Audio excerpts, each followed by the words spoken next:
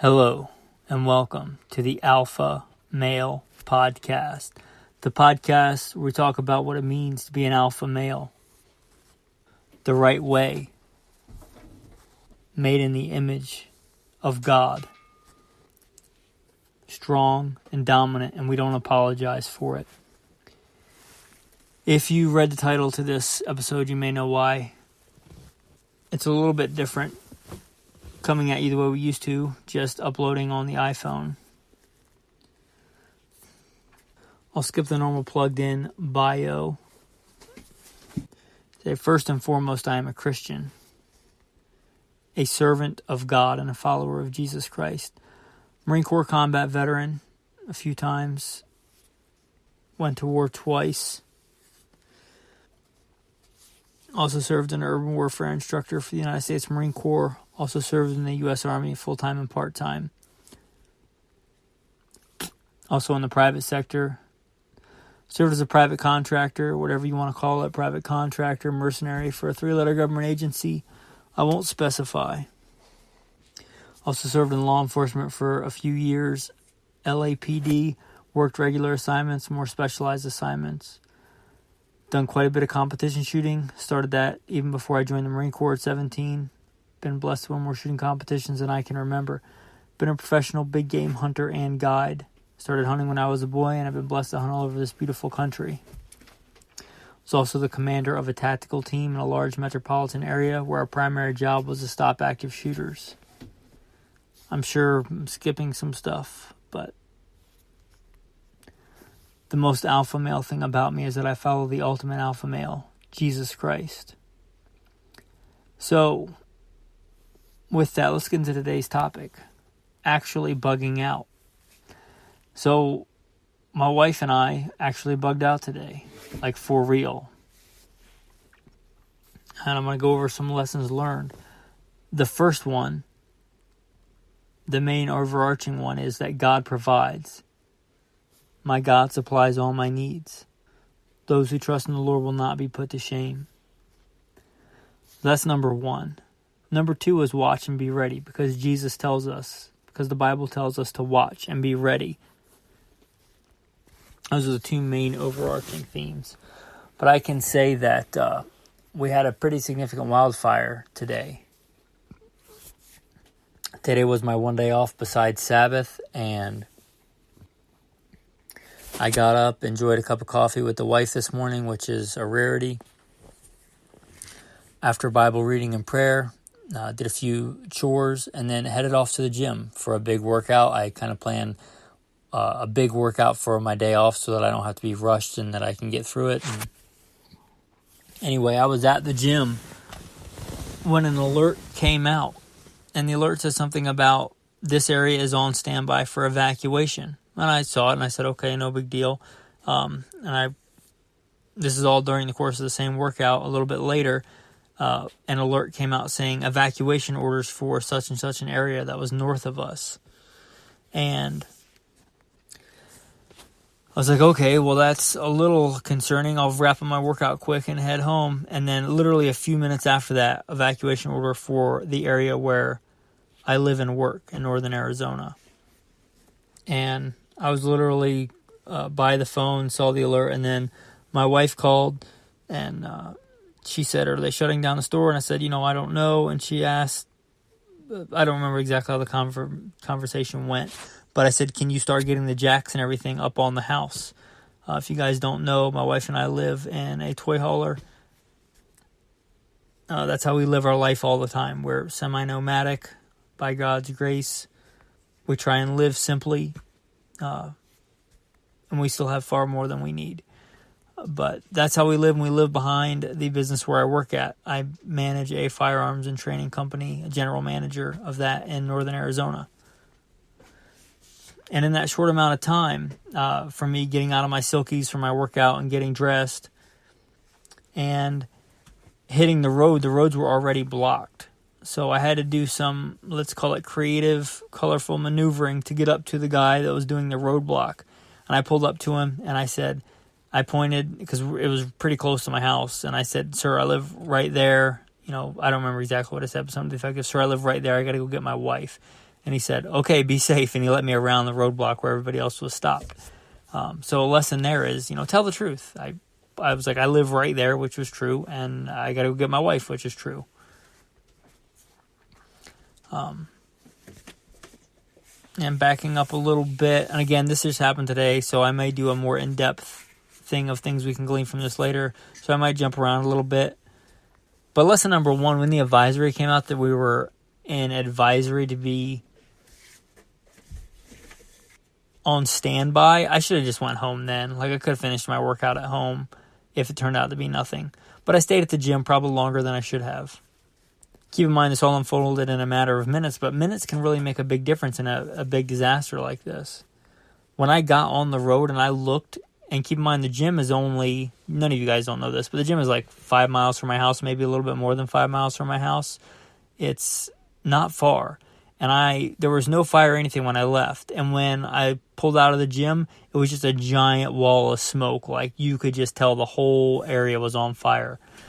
And it went from like barely anything or even nothing when I went to the gym to thousands of acres on fire rather quickly. So I should have left sooner. That's lesson number 1 for me.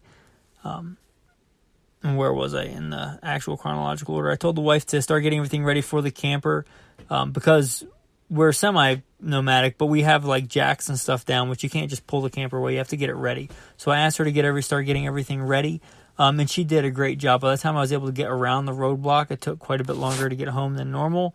By the time I was able to get around the roadblock and actually get there, she was already had everything ready as far as the essential stuff, and she even did some more. She did far more than was expected. She did great.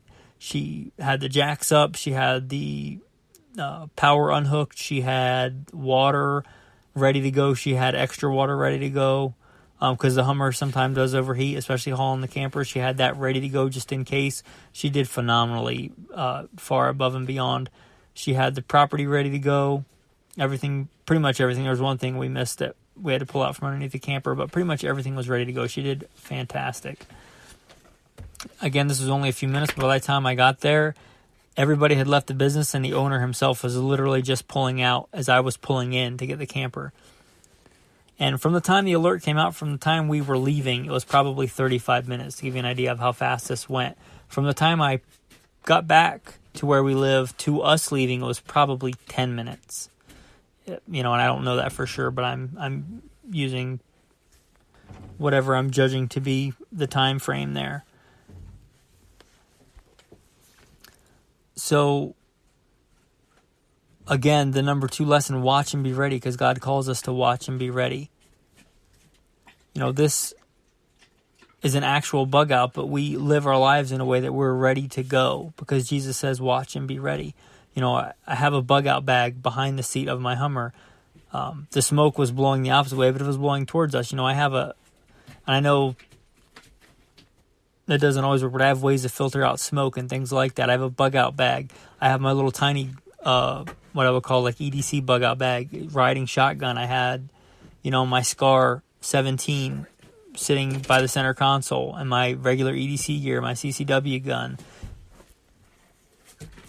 Not all my guns were packed and ready, but most of them were packed and ready in a way that I don't have to worry about it. We just hook everything up and go. And talk about God being with us. You'll know what a big deal this is. I literally just pulled up, and then back straight up, and the hitch lined directly up with the camper to haul it away. And if you've ever done that, you know what a pain in the butt that can be. It literally just lined straight up. And we dropped it on, and we were out of there. I would say another lesson learned is, when I hit that roadblock, I said I did some creative maneuvering to get around. I drive a Hummer day to day. That's my, not only my bug out vehicle for real, but it's my daily driver, and it's the thing I practice bugging out in. I have a dresser back there with clothes and food. I have quite a bit of food and ammo and guns back there, in addition to tools and things like that. A bed I have back there. The wife and I will go and, sleep in the back of the Hummer if we want to go on an adventure. So, again, we're ready. We're as ready as we can be. You're never totally ready. But just lessons learned to be ready, be prepared. We didn't have to get any of that stuff ready. And here's one of the big lessons. we weren't like wondering what are we going to do, where are we going to go. We had a pre-designated bug out location set. We had been there before. We had stayed there before. We knew where we were going to go. We had an area set up in a national forest that was our predetermined bug out location. It has a creek nearby. It has wild edibles that we go and collect. It has game. It has fish. Like, we didn't know we were getting ready for a wildfire or whatever, but we had a bug out plan in place. We had a bug out location in place. When I told my wife, we're going, she knew where we were going. She knew how we were going. We had 2 designated routes, but we picked one. She knew, and she had done it before. Not for real, but we had done it. And that's a big lesson. Watch and be ready. If for some reason you have to evacuate, if you get an emergency evacuation order for your area and you have to go, either that or you're going to burn to death, do you have a designated place that you were going to go and maybe a backup location and backup ways to get there? I will say that my wife did great today in this. She did phenomenal. She did as much to get this done as I did. And obviously, we can't do anything without God. Every breath that we take is by God's grace. The fact that we got here safely is by God's grace. Anyway, again, by God's grace, we got to our bug out location. We had been there before. We knew within a few feet of where we were going to put the camper, our house. We got it set up. We got it squared away. We have a little Honda generator. Again, watch and be ready. My wife has a remote job. She still had work to do when we got here, and she was able to get that done because we had, contingency plans. We were even able to get a hike in today and collect some wild edibles and cook them with our dinner tonight. Was able to get in the second workout of the day, and even though it's late, I'm getting this podcast out to you guys. If you guys don't know, I work a more than 40-hour-a-week regular job to pay the bills and everything. Well, at least until this week. Who knows what's going on with the business this week. But anyway, I do these podcasts on my day off. So by God's grace, even with the bug out and everything, I'm getting this podcast out to you guys, even though it's late.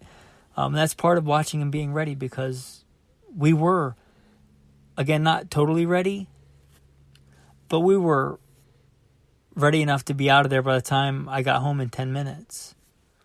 We didn't have to worry about food because we have food stored. We didn't have to worry about gas because we have an SOP, a standard operating procedure that we live by, that we don't let our gas tanks get below half. We didn't have to stop for gas on the way home. We didn't have to stop for gas when we were going to our bug out location when there's massive traffic and everybody trying to leave and roads being shut down and parts of the highway being shut down. We had gas. Not only did we have plenty of gas in our cars, we had spare gas cans. We had spare gas can in the camper, spare gas can in my wife's car, spare gas can in my car, spare water. Again,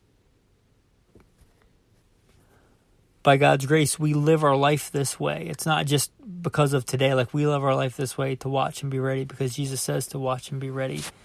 And we've done whole episodes on how to be prepared. And by God's grace, that all came in today. That all came together today. And God is with us. There's a lot of, I think, tips in today's episode. So I won't go over a tactical tip. Also, I want to get this podcast out so you guys have something to listen to tomorrow. And I will give you a tactical verse because I've thought about it plenty today. And I won't recount the entirety of Psalm 91. If you don't have that memorized, it'd be a good one to memorize. But it's, I shall not be afraid of the terror by night, nor the arrow that flies by day, nor the pestilence that walks in darkness, nor the destruction that lays waste at noonday. It was literally about noon when this evacuation order came out today. But by God's grace, we're not called to have a spirit of bondage again to fear. We don't live our lives in fear. You guys are just learning about this, but the patrons, they learn about this because we have our own little group chat set up, and I've sent them some pictures of the wildfire today and let them know that we were bugging out and that we were here and safe, and kind of kept them updated. If you'd like to be a part of that, I call it the tribe. I consider it like a virtual tribe of, the alpha males, the men that listen to this podcast and the other podcasts, Simple Man Sermons and Gunfighter Life. Anyway, if you want to be a part of that, you can join Patreon. These are free to listen to, but sadly they're not free to produce. There's costs to go into uploading these on the internet and having a, I guess whatever you would call it, a host. I'm not technically savvy, but somewhere these have to go to get uploaded and get put on the internet. There's also a lot of other content on there on Patreon that I'll share, practical shooting drills, things like that, tips. And if you want to, like I said, you can be part of a group chat where you're in there with like-minded men. And you can find that all at goodshepherdtraining.com, goodshepherdtraining.com. With that, man, I'm going to say thanks for listening. Pray for those who are in the path of this fire right now. There's a couple going on in northern Arizona. Anyway, have a blessed day.